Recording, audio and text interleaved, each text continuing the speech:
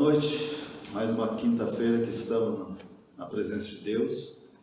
Gostaria de cumprimentar a amada igreja, com paz seja convosco, que o Senhor tenha total e ampla liberdade de estar agindo no nosso meio e principalmente dentro da tua casa. Estamos ainda impedidos de estarmos juntos, mas com grande alegria estamos aqui para mais um culto e eu gostaria que essa palavra pudesse trazer para você alimento para a sua alma. E a passagem que eu gostaria de compartilhar contigo está no livro de 2 Reis, no capítulo de número 18, e nós vamos estar lendo o verso 1 até o verso número 3. E diz assim: E no terceiro ano de Oséias, filho de Elã, rei de Israel, começou a reinar Ezequias, filho de Acás, rei de Judá. E tinha 25 anos de idade quando começou a reinar, e reinou 29 anos em Jerusalém. Sua mãe se chamava Abi, e era filha de Zacarias, e fez ele o que era reto perante o Senhor, segundo tudo o que fizera Davi, seu pai. Se nós olharmos para essa passagem, nós vamos ver que um rei muito jovem, ele tem uma atitude totalmente diferente daquilo que era a sua família ou a sua casa. O rei Ezequias foi um dos reis de Judá, e ao lado de Josias, reinou num período onde, a princípio, tudo poderia estar dando errado, mas pela sua vida, pela sua dedicação, ele pôde trazer para o seu reinado a paz e principalmente o avivamento que Deus sonhava com aquele tempo. E Deus concedeu para ele, naquele período de reinado, um reavivamento para Israel. Assim era um período de pressão e opressão espiritual, e principalmente de muita insegurança, com perspectiva de um futuro deprimente. A história de Ezequias é especialmente atual e desafiadora, porque hoje nós vivemos a igreja após o Novo Testamento. E naquela época havia vários profetas dizendo que Deus iria preparar um dos maiores avivamentos daquele tempo. E na opinião deles, esta é a melhor época para se viver com Deus. As condições daquela época eram todas desfavoráveis. Se nós olharmos para toda a situação que nós estamos vivendo hoje, a princípio para a igreja, a princípio para toda a classe operária, e principalmente para toda a classe empresarial, parece ser uma época totalmente fora da normalidade. Mas quando nós olhamos para a perspectiva de Deus, Deus sempre está fazendo algo diferente. E eu creio que nesse tempo que nós vivemos hoje, Deus está trazendo algo tremendo e algo novo para a sua igreja. As condições eram desfavoráveis. Ezequias cresceu num ambiente ímpio. O seu pai Acás foi um rei extremamente cruel e ímpio. É imaginável e inimaginável que um filho tenha sido preparado com uma formação especial e bíblica naquela época, para suas futuras atribuições.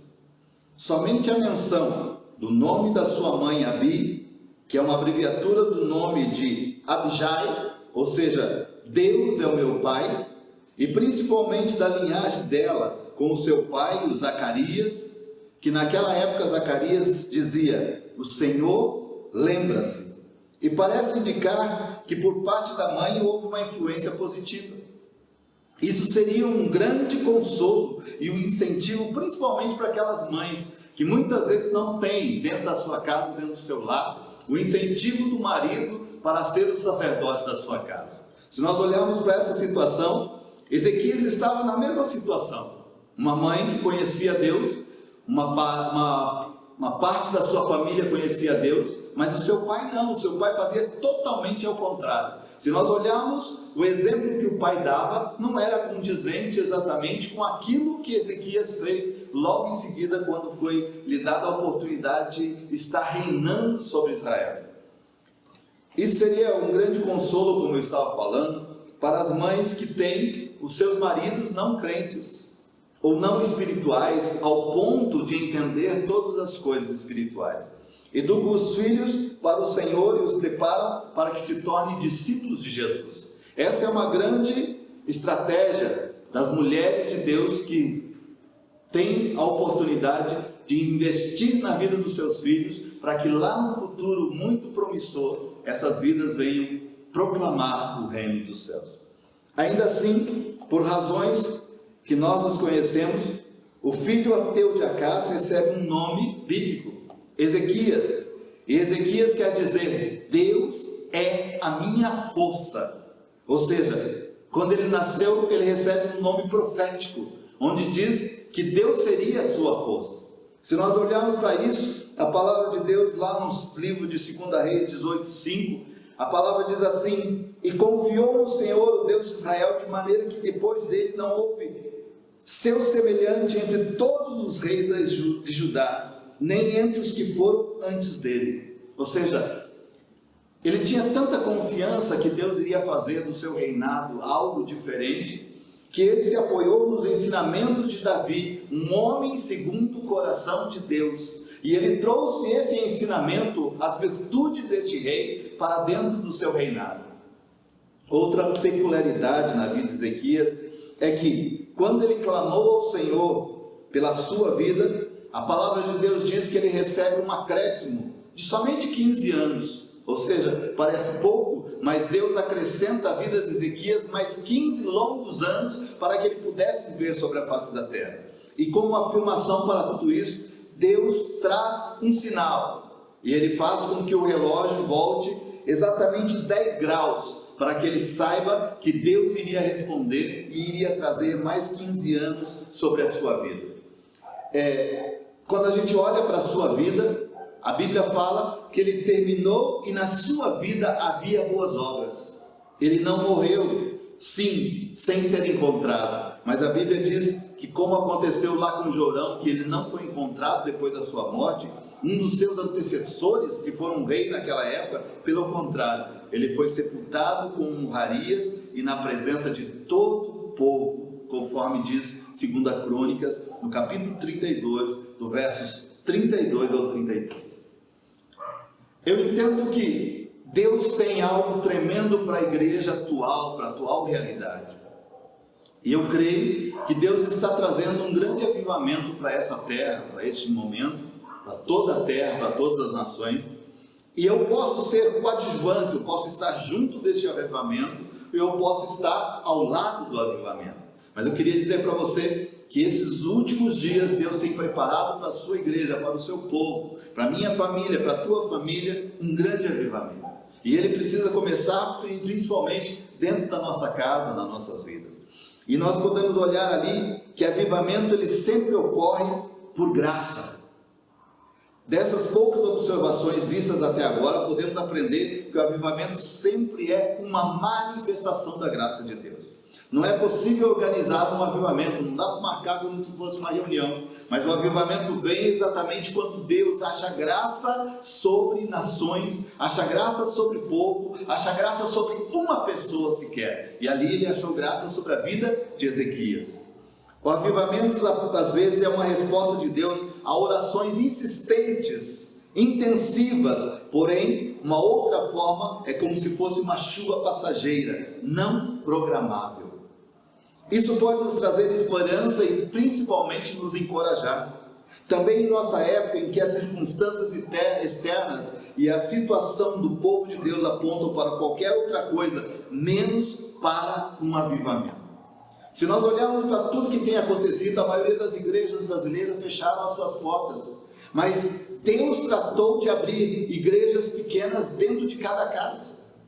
E eu creio que não só abriu igrejas dentro das casas, mas houve uma mudança radical no comportamento dessas famílias, porque hoje buscam mais a Deus, hoje buscam mais a ouvir a palavra de Deus e hoje estão mais inteiradas das coisas de Deus. Precisamos entender que muitas vezes a gente olha para as situações e diz assim, não vai dar nada, mas quando a gente olha para as situações lá no meio de uma fazenda, onde o agricultor começa a empilhar esterco num canto lá da sua propriedade, se nós olharmos para aquele monte de esterco, nós vamos ver que não tem serventia nenhuma. Mas quando o agricultor pega aquele esterco, ele espalha sobre a sua propriedade, aquilo que parece insignificante traz uma grande colheita. E eu queria dizer que a história de Ezequias deveria nos encorajar para esperar grandes coisas em Deus e fazer grandes coisas para o nosso Deus. Eu queria desafiar você, eu queria desafiar a tua casa, para que dentro do teu lar, o Senhor possa realizar grandes e maravilhosas coisas em nome de Jesus. A importância de modelos espirituais. A sabedoria popular diz que figuras moldam. Da mesma forma, um modelo pode marcar e influenciar o curso de uma vida. E Ezequias, ele tinha um modelo. Ezequias tinha um padrão que ele queria seguir. Ezequias tinha alguém que ele olhava e dizia: eu gostaria de ser parecido com essa pessoa. E aí, lá em 2 Reis, capítulo 18, versos 3, diz assim: e fez ele o que era reto perante o Senhor, segundo tudo o que fizera Davi, o seu pai. Como seu pai físico, o rei Acaz, era um homem ímpio e assim inadequado para marcar positivamente a sua vida espiritual e a vida do seu filho Ezequias, Ezequias procurou por orientação entre os seus antepassados e ele encontra Davi, o rei de Israel, o homem segundo o coração de Deus. E aí ele traça que esse será o meu modelo para eu seguir a minha vida.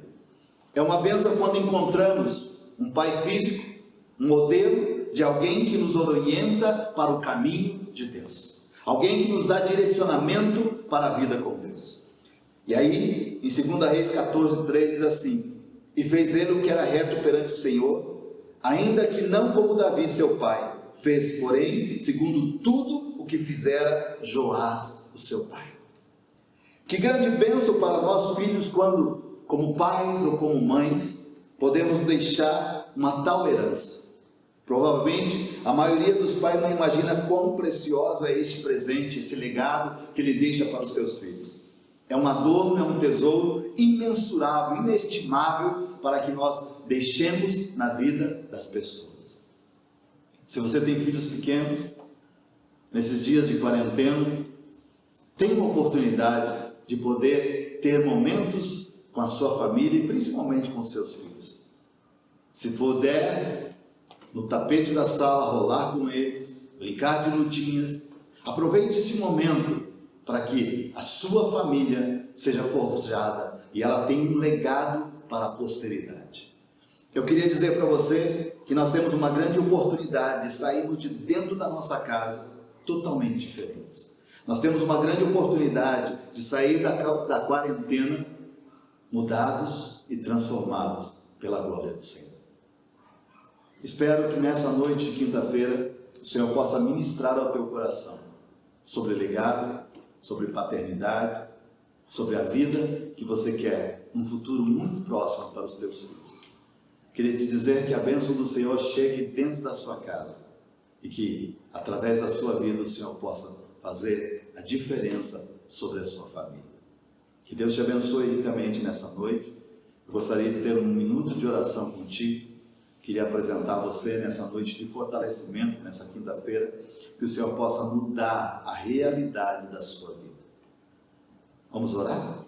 Convide a sua família, convide os seus filhos para estar junto e vamos ter um minuto na presença do Senhor.